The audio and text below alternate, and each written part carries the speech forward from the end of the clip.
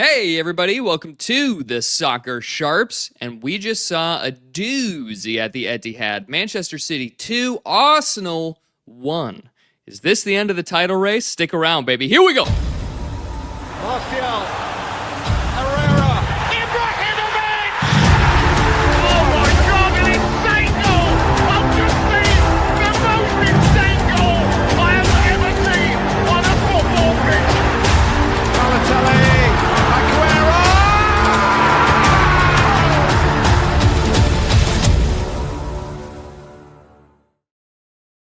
Well, Jordan, we had to hop on here and get a quick reaction pod going because this was a huge match. And I know you watched every minute of it, as did I. We got a lot of thoughts here, but I'll just give you the floor. What did you think about this one? It was a lot more entertaining than I thought it would be, Dev. Obviously our bets for the match did not pan out well because they the did not. game did not pan out the way we predicted. Thought it was going to be a lot tighter, a lot cagier. And in terms of, the stats overall, it actually was a pretty tight game, pretty close. Both teams had looks, both teams had chances. And in the end, I thought it was going to be a draw. There was every chance. Arsenal had some chances at the end. Could have made it a draw, but didn't work out that way. Yeah, hell of a match, though. What were your thoughts? Yeah, well, let's jump into the stats because you mentioned that. I want to talk about some of these things. So, City, 59% possession of the ball, Arsenal 41. I guess that's a little surprising, though. City at home, we figured they'll see more of the ball, but and Arsenal, you thought coming into this one would be able to relish playing in this sort of way, like off the ball, get back to their roots, get set pieces, try to score that way. 1.41 xG for Man City, 1.53 for the Arsenal. 5 big chances for each team. But once you start to dive into it a little more, you can start to see where the game was won and lost, right? So 15 shots for City, 9 for Arsenal, 3 on target for Arsenal, 5 on target for City. Both teams hit the woodwork twice, but this is the one that I thought was a big telltale sign, if you will. And it is touches in the opponent's box. 40 for Manchester City, only 14 for Arsenal. And for me, that shows a lot of how Arsenal have just struggled to create in recent weeks. Yeah, absolutely, Devin. I think, like you said, relishing being able to play off the ball and kind of counter a little bit with City having more possession. Maybe a big reason we saw Kai Havertz starting up top instead of Gyokeres. He's the man for the job, I guess. Maybe just kind of holds the ball up a little bit better, and he's certainly a better aerial presence, although had that gilt-edged chance in stoppage time to head it home, but just blazed over the bar. Yeah, well, let's get into some of those moments because there were chances everywhere. And it starts pretty early on. You have in the 4th minute, Gabriel sort of does this little dip move where he uses his shoulder to block Cherki's shot and his deflection. There was a call. Maybe this is a handball. They looked at it quickly. No handball. And it does go off the post. And that was sort of a foreshadowing of things to come, Jordan. Yeah, indeed, Dev. And there you see the shot. If you are watching this, you see the shot there from Cherki. You see Gabriel's got his hands behind his back, and then he does dip down. This ball actually ends up going higher up, and Gabriel shoulders it down, but it's illegal. It kind of caused a controversy. The commentators were making it seem like, oh, do we have a penalty here? Was that handball? But no, it just goes off Gabriel's shoulder sleeve there and bounces off the post, as you see in this image, and goes into the safe hands of David Raya. So, non-issue. Yeah, and it was sort of a warm-up for Cherki because he goes on a slaloming run in the 16th minute. Just incredible individual effort. So much fun to watch Cherki. I love watching the guy, and he ends up scoring. Takes a slight deflection, but it's all Cherki in that moment. First goal of the game. Yeah, brilliant individual goal there. And, it's weird when you watch it because the first time you see it at full speed, you're like, oh, wow, he just did some crazy, like, Ronaldinho stuff. But then when you watch it back, he kind of just dribbles straight through the box. It's one knocking it from his right foot to his left foot takes out 2 defenders, and it's just that, like you said, slalom. That's a good word for it. And he scores and then does probably the most unlikable celebration I've seen in quite some time, where he just stands completely still and stares down the crowd like, "I have arrived.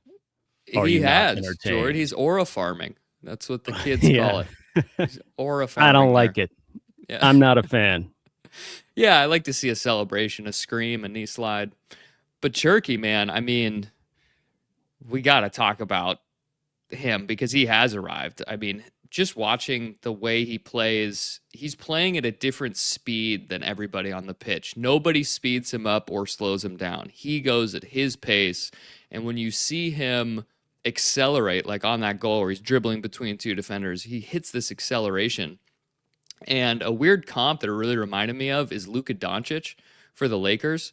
He's just like kind of a big, slow guy, but he always gets his shot off.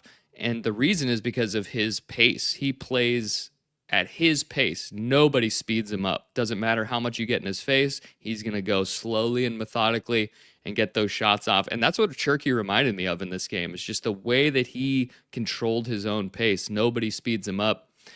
And I'll tell you, the flair, the excitement. I love the way he plays between him, Doué, both French nationals, and then you got Lamine Yamal. The game's in good hands, George. I think we can say that. Yeah, it's funny because you see Pep cherish Cherki sometimes when he does like these brilliant things, and he also drives him absolutely crazy sometimes when he like tries the risky pass or turns the ball over. So yeah, it's fun. Or to when see. he was dribbling, like juggling the ball in the Carabao final, and then Ben White slides in and Yeah, takes him out, and Pep's just shaking his head like, God Yeah, damn it, what have I done with this guy? yeah, I need to Grealish you. Yeah. But he, yeah, it was a brilliant goal. Grealish you, I just got that. Yeah, and then that unlikable celebration was muted quite quickly when right. Arsenal equalized just moments later in the 18th minute. Havertz basically just closes down Donnarumma, who's just he's not even really dallying on the ball. He's just looking for the pass, and Havertz is like, I think I can get here, and just puts in a challenge, really. He's not shooting. Puts in a challenge, and the ball flies up into the net, 1-1. And Havertz peels away celebrating. Yeah, what is Donnarumma doing there? I mean, I immediately thought of Luis Enrique going like, we got to get rid of this guy because he can't play on the ball. Yeah, that's exactly he what makes the issue up was. for it later with a good save. But that was pretty much all the action of the first half. It's 1-1. I'd say that the City looked the more convincing the first half, more chances. But the mistake from Donnarumma gives Arsenal the goal. And, I mean, Arsenal, I guess, deserved it, but they've just been so poor creating chances lately. Yeah, and you saw, like you said, in the first half, they were kind of nowhere with chances. And then I think there was one more cross into the box for Havertz that looked kind of dangerous, but he didn't get on the end of it. It was the second half where Arsenal kind of came alive. Eze got a lot better after there was some there at least one substitution at halftime. Yes, that's right. So Madueke comes off. Gabriel Martinelli comes on at the half. Madueke's been dealing with some injuries, so Martinelli coming in injects some pace, but he pretty much just got blanked by Nico O'Reilly. In about the 48th minute, Haaland hits the post off a shot. So that's another one of those post hits. And then in the 58th minute, Odegaard plays Havertz in. Yeah. Maybe he should have shot himself. Yeah, I feel like there was that chance where Odegaard's kind of running at goal and he decides to play a through ball into Havertz, who was a little too wide on the angle. I kind of feel like if Odegaard had been playing more lately, if he was in more confidence, he would have taken that shot on himself and it might have been a goal, but he played Havertz through and Havertz was too wide, so the angle was against him, and straight to the keeper. Yeah, Odegaard, I mean, they rely on him so much for creativity. It's like, it seems like you got to make something happen. They just try to get the ball to Odegaard. So they definitely missed him. Overall, did pretty well. Certainly in the second half, he and Eze were kind of controlling things for a while. Eze really came on and actually has a chance. I think he hits the post. He does. Yeah, 60th at minute. the Yeah. 60th minute, yeah, he shoots from the top of the 18 and it hits the inside of the post and bounces like across the face of the goal and out. Just fine margins. That could have been 2-2 right there, Yeah, I thought that was in or for sure. So a 2-1. little bit lucky for City there. And only a couple minutes later, Jord, Haaland scores the goal to go ahead. Um, it's sort of a bungled ball in the box, pops up, lands for Haaland. He sweeps it in with his left foot. Yeah, he was never going to miss that. And it's a shame for Arsenal, right? Just kind of like gut punch there because they were kind of on top creating as they hits the post and then boom, now you're behind. And yeah, that was a tough one. You can actually see in the image here Gabriel and Holland holding each other's shirts. They were battling the whole game. And later on, that'll come to a head, literally. Yeah, and they have a history, right? That was Yeah. the be humble thing or stay humble thing that Haaland said about him. Yeah, I think that was directed to Arteta, but yeah, they were Oh, okay. battling throughout that whole. Yeah, it's been in the last couple seasons. It's been a real battle between those two. We love to see it, but we'll get on to the referee in a bit because just after Haaland scores, we have an Arsenal set piece. No surprise, they love a set piece, and it ends up going off the bar again here. Yeah, Odegaard's free kick, Gabriel's header hits the post. yeah, hits the post, and it wasn't as good as the Eze chance, but it just bounces out near post to the keeper. Maybe the keeper would have saved it anyway. Hard to say, but yeah, Arsenal knocking on the door, hitting the post. And then Arteta realizes, oh, we need a goal now. So he makes some subs here. 74th minute. Trossard comes on for Eze.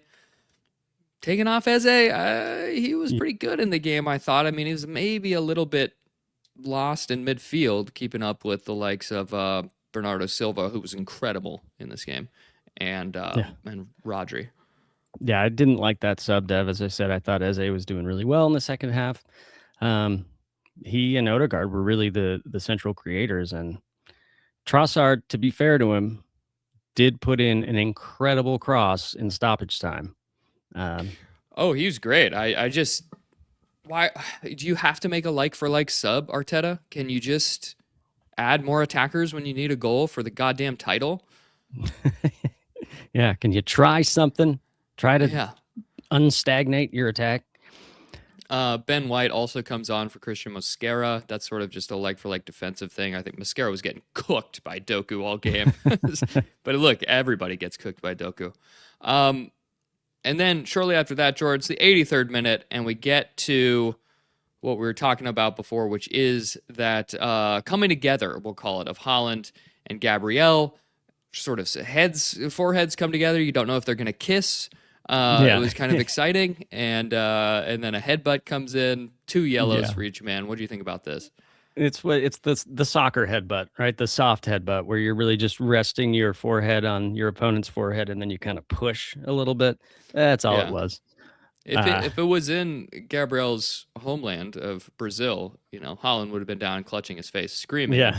Gotten a red card off him. That's true. It was also funny. These guys were battling the whole game. You see in this photo, Haaland no longer wearing his Under Armour because basically Gabriel ripped his Under Armour apart and it was like dangling. Haaland looked hilarious for a while, complaining to the ref with like swinging Under Armour dangling from his arms. And then he took his shirt off and I was like, hey, that's a yellow. He's taking his shirt off. Didn't get a card for that. Well, he had to. He had a wizard sleeve hanging down there. Doesn't have to. Keep your shirt on, man. It's a yellow. Wow, you're a real stickler for the rules now, Jordan. Yeah. When it suits me. But look, that was the 83rd minute. It was a long game. Gabriel just hit the post. Frustrations boiling over. In the 85th minute, Gyokeres comes on. 85th minute. Title's on the line. You bring in your 80 million pound striker that you bought in the summer. Finally comes on. Arsenal basically controlling the match at this point. There's not a lot of chances created, but they do control more of the ball. And then it's finally in stoppage time, Jordan, the 95th minute, that we get one of the best chances of the game. It's Kai Havertz off a perfect cross from Trossard. Yeah, beautiful cross from Trossard. Havertz unmarked in the box. Free header. You've seen him score that goal many times. He gets on the end of it. It goes just over the bar. That was the chance, man. That was the 2-2. And you can see Havertz here with his head in his shirt because he knows how close it was. Fine margins. Fine margins, and I thought it was really interesting that right behind Havertz was Gyokeres. So the two of them were in this taking up the same position. Havertz gets to the header first, and yeah, he has to get it on target at least, but just over he's the bar. Gotta score. If he puts it just to the side, just a little bit lower, that's But yeah, I do think Havertz is actually better in the air than Gyokeres, so I think I would want that chance to fall to Havertz personally. But who's to say? Who's to say? And that's pretty much the end of the game, Jordan. Final chance there, and yeah, I have Arsenal bottled it again. I mean, it really feels that way, doesn't it? I had said, I think in our Discord server, people were talking about betting Manchester City money line today, and I was saying, look, if you like Man City to win this game, just bet them to win the title, because if they win this, it's very likely they win the title. Whereas if Arsenal had just gotten a draw today, a win or a draw, I think the title would still be theirs. So better value to just play City for the title, and they did end up winning. So if they beat Burnley, which I think we all agree they probably will, in the midweek coming up, they actually go above Arsenal on goal difference. So they'll be tied and actually top of the table. We assume they're going to do that. So then it comes down to their schedules the rest of the way. And I do think Arsenal have the easier Premier League schedule, but they have to contend with their semifinal against Atletico Madrid in the Champions League. Of course, Man City have to contend with Southampton for their FA Cup semifinal. But I do think, let's look at the schedules here. So Man City have Burnley coming up on Wednesday. Jordy, that's a win. That's 3 points. That's 3 points. Then we have them traveling to Everton on May 4th. David Moyes, Special Agent Moyes, could have a say in the title race there. Then they host Brentford on May 9th. That's a win. That's a win. They go away to Bournemouth on May 17th. Tricky. But at that point, Areola's leaving. Maybe the vibes are bad. I'm saying it's 3 points. Okay. Then I do think they drop points against Everton. You mentioned. You can see a draw there. 1-1. Maybe a draw. All right. Man City then host Crystal Palace on the second to last match day, and they close out hosting Aston Villa on the final day. So what do you think? Hosting Palace and hosting Villa? Well, at that point, Palace, do they have anything to play for? I think that's 3 points for City. The trickiest one to me is Villa, because are Villa going to be at that point fighting for Champions League spots for next season? They might be, at which point I could see them drawing that one, maybe even losing to Villa. Well, if you give them the draw, then from your tally, then that's 14 points for City. Mm-hmm. Now let me give you Arsenal. Arsenal host Newcastle this weekend. That's a win. Right. God, Arsenal, though, I mean, they can't score goals, Jord. They're so ineffective scoring goals. It's really crazy. I mean, for how good they've been all season, and I get they're like the set piece FC, and people dunk on them, and it's like, is it just because Odegaard and Saka have been out? I mean, they just don't feel threatening. Yeah. I think Arteta would. I'm surprised we didn't see Dauman at all in the match. Just for something different. A fearless kid, throw him out there. He's been good lately. But Newcastle will give them spaces for sure. So you're going 3 points for the Arsenal there? Yeah, 3 points. Newcastle wheels falling off there and trash. Then we've got Arsenal hosting Fulham. That's a win, Jordy. 3 points. Yeah, London derby, but they just need it more.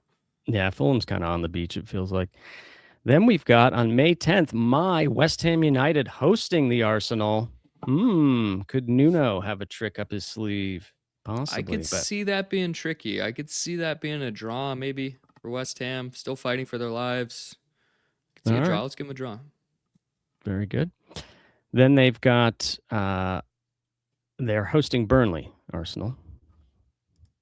Got to be 3 points. Hosting Burnley, that's 3. Yeah.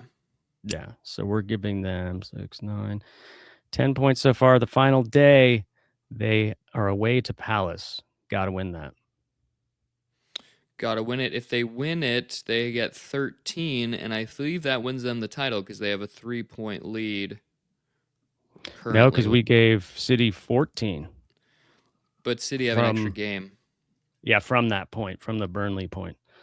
So it'd be 1 point more for City based on the calculations we did. Oh, this is going to be in the weeds and be terrible podcasting, but City have an extra game, so Arsenal have an additional 3 points. So even if they but when we did 11, this, we did it from when they were tied on 70, assuming City beat Burnley on Wednesday. Oh, I see. Okay. Good. Nice math. We're doing some math on the pod. Well, I gotta ask Arsenal fans, you guys might bottle this again. It looks likely that you could. But silver lining, Tottenham are going down. They're trash. So what would you rather have? Would you rather have Arsenal win the title if it means that Tottenham stay up? Or would you rather have Tottenham go down, but it means that you bottle it and you get second again? Well, I'm not an Arsenal fan, so I can't really answer, but I would think they want that title. Yeah, I think you got to go title. Well, Jord, I think that about does it for us. Yeah. Anything you want to add here? One thing, I was going to say this about Gyokeres. Gyokeres doesn't start this game. It's Havertz. He comes on the 85th minute. Not much chance to do much. Do you think this was Arteta admitting that the Gyokeres transfer is a bust? Maybe. I could see why that would cross your mind for sure. But I do think that Havertz being healthy again and able to start matches, it's just a different for different games. I feel like Havertz is the guy. And, if Gyokeres had maybe been lighting the world on fire, it would be a bigger call, but he hasn't been doing much. And I think what you get from Havertz in these type of games. He's played Man City a lot. So, yeah, it's damning, but not the sky is falling. Yeah, I hear you. Well, Jordan, that's going to do it for us. Match Reaction Live. Thank you guys so much. If you want more content like this, follow, subscribe, check us out. We do podcasts at least once a week, oftentimes twice, primarily about gambling, but we're going to start doing more stuff like this as we build up for the World Cup, more reactions, more previews, that kind of thing. So, Jordan, any last words for the people? Just that Anthony Taylor is a trash referee. He's a prat, and he's gutless. Wow. Okay. Well, there you heard it here first. Anthony Taylor, trash.